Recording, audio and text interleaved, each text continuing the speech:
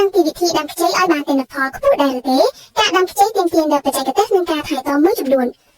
ដំណើរការដាំដុះជីកប្រឡាយត្រូវជីកប្រឡាយមួយដែលមានចំនួន28សង់ទីម៉ែត្រ28 cm តាមបណ្ដោយបន្ទាត់ត្រង់ដាក់គ្រាប់ខ្ចីនៅក្នុងប្រឡាយនោះដោយដាំមួយគ្រាប់មានគម្លាតដាក់8សង់ទីម៉ែត្រពីគ្នាគ្រាប់វាស្រោចទឹកដាក់រួចហើយគ្រាប់វាដាំស្រទាប់ដីរួចអាចចាប់ផ្ដើមស្រោចទឹកនិងដាក់ជីដើម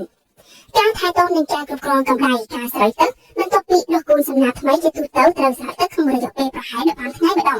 សីតុណ្ហភាពខ្ចីមិនធន់ទ្រាំនឹងសីតុណ្ហភាពខ្ពស់ទេប្រសិនបើសីតុណ្ហភាពលើសពី28វានឹងជប់លុបឡើងអ្នកត្រូវតែគ្របដោយសំណាញ់មិនលុបឲ្យតាំងពេលវេលា